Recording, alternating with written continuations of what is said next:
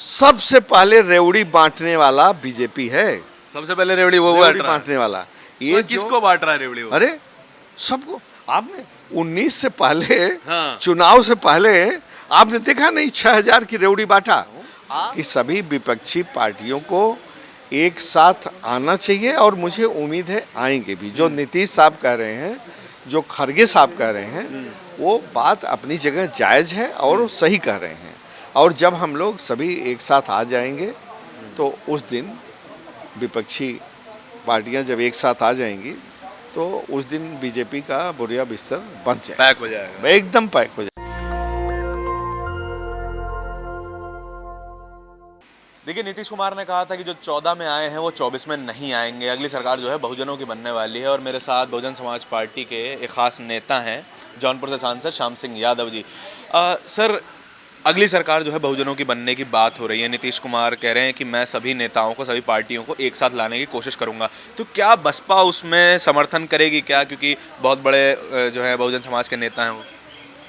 देखिए, ये तो बहुत स्वाभाविक है, बहुत नेचुरल है कि अगर सभी पार्टियां आती हैं बात करने के लिए तो एक विपक्षी पार्टी हम लोग भी होते हुए उसमें शिरकत होना चाहिए। लेकिन उसके क्या कई चीज़ें होती हैं ना, टर्म्स एंड कंडीशंस होती हैं कि हमारी संख्या के आधार पर, हमारी बल के आधार पर हमको क्या तवज्जो दिया जा रहा है।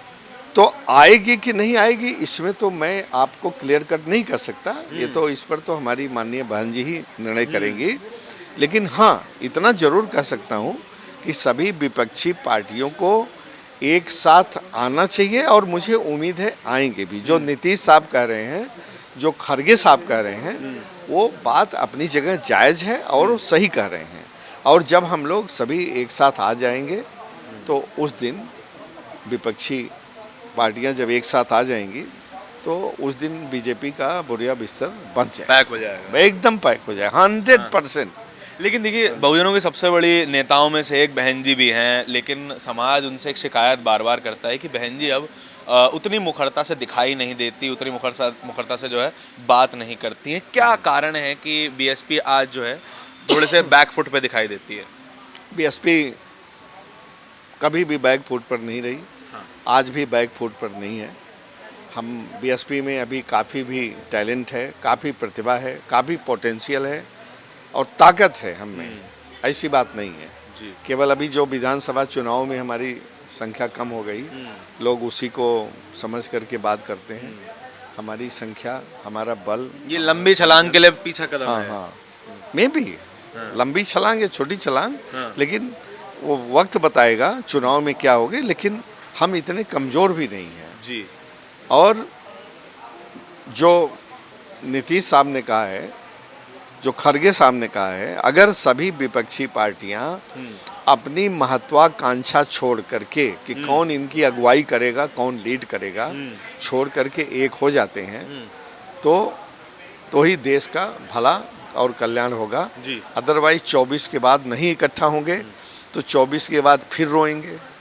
तो रोने से अच्छा है आप, यानी कि आपसे पार्टी ने सुझाव भुला करके, रोने से अच्छा है कि गिला शिकवा भुला करके कुछ कम ज्यादा गिव एंड टेक करके विपक्षी आप कॉम्प्रोमाइज कर लें, थोड़ा हम कर लें। विपक्षी पार्टियों को एका बनानी चाहिए और एक होकर के कॉमन मिनिमम प्रोग्राम के आधार पर चुनाव लड़ना चाहिए।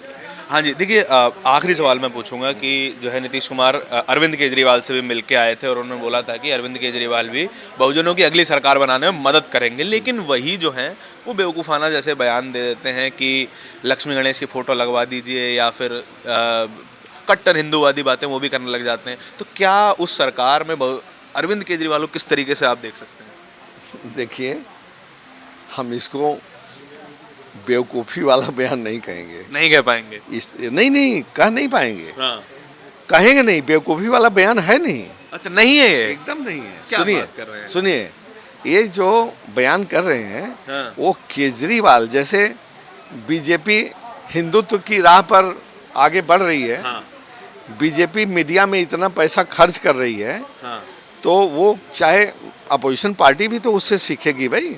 सरकार का पैसा मीडिया में खर्च करके तुम काम भी नहीं किए, उसका भी वो जनता में वो ले रहे हो तो स्कूल तो बनवा दिए हाँ, दिल्ली नहीं नहीं, स्कूल बनवाए, अस्पताल बनवाए। देखो, जहाँ तक केजरीवाल के बारे में है, इस बयान को छोड़ दीजिए। बयान एक अपना राजनीतिक कद लोगों को कैसे आकर्षित करें, ये इसके लिए एक सोची समझी नीति के तहत अच्छा। है।